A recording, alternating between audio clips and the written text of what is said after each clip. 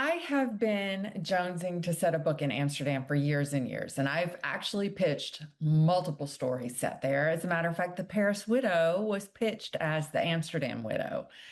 And my publisher, my editor, she was like, well, for the first book that we're going to take overseas with you, let's do, a bigger city, one that more people know. So she suggested Paris or London. And I was like, well, that's a totally different country, but okay. And it turns out she was right. The Paris Widow was, it came out the summer of the Paris Olympics. It was just really good timing. And also a city like Paris, you don't really have to explain. And Amsterdam is a little more, well, she called it niche. I don't think Amsterdam is niche at all if you see the amount of tourists walking around there. But to go back to your question, like I live there part-time. I've lived there for many years. My husband is Dutch. One of my kids lives there. All my in-laws are there. We have tons of friends. I built a life there. And so I know the culture really well. I speak the language. I even have a passport. So it's my second home. And it's just one of those cities that I love so much. And I wanted to put it in a book in a way that would be realistic, but also share, like the lovely sides, but also kind of the seedy sides. And so the expat affair kind of came out of that.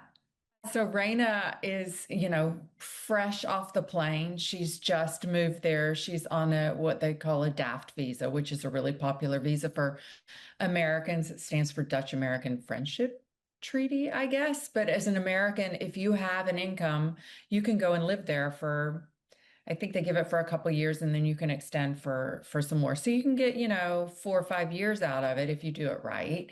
You have to have an independent income. You can't depend on the state services to support you in any way.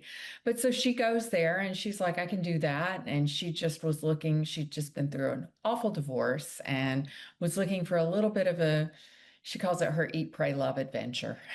So she goes there, she's fresh off the plane, still trying to figure out, find her way around the city, get her feet under her, meets this man on one of the dating apps, goes out with him and ends up back at his place, basically a one-night stand. And then she wakes up the next morning and finds him dead on the shower. And his whole safe, he's a man who works in the diamond industry, and his safe of diamonds has been emptied out. She's now the main suspect or the main person of interest, I guess, in the beginning for not just his murder, but also where did these diamonds go and how did you sleep through this whole thing? And so Willow Prince, and the chapters bounce back and forth. And Willow is also an American expat who has married a Dutchman. She's been there a little bit longer. She speaks the language. She kind of, has assimilated mostly, but she still doesn't feel entirely comfortable there. It still feels like her second language, she can't quite wrap her tongue around it. She's also married to a fifth generation diamond heir. He works in the industry. His family has owned this diamond house for many, many generations. And their paths kind of cross. She knows Xander. He worked for her husband. And when she hears about this American who has been kind of pointed to as the person of interest in Xander's murder, she knows that there's something more going on than what she's understanding and hearing through the grapevine. I do outline and I work from my outline. I follow it pretty closely because I think through my story a lot when I'm outlining. And I like having kind of this roadmap of where the story is going. However, characters don't always comply with my outline. And I knew going in that especially Willow was going to have some secrets that she's carrying that once you find out what they are, kind of explain her behavior, but the reader doesn't find out for many, many chapters, for much of the book, actually. And so I knew she would be kind of this questionable character for the readers until they found out. So,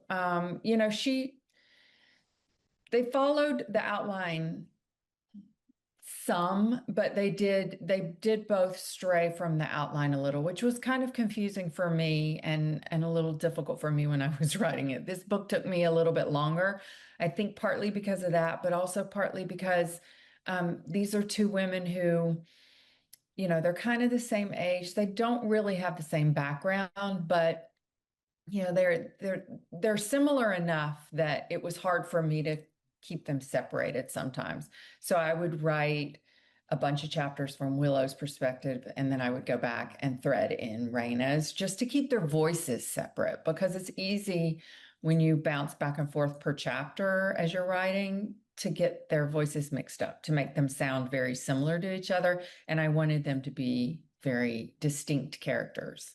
So when I was thinking about my plot, what kind of story I would set here, I wanted to stay far away from the red light district and the weed and all the things that Amsterdam is known for. And like I said, we live there half the year. I see it all the time. There are still windows. You can still find the women.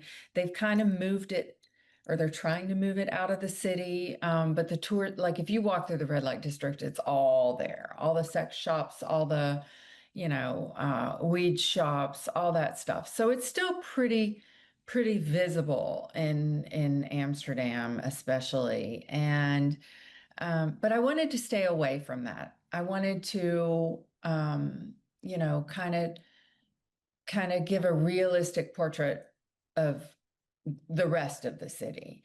And, because Holland has one of the biggest ports, it does have a lot of shenanigans that happen in terms of drug trade and, bad guys. There's a lot going on, and it does have I don't want to say seedy underbelly because I never feel unsafe walking around Amsterdam. I always feel fine, even in the dark when it's just me and my dog walking around the block. I never feel unsafe. I'm not worried.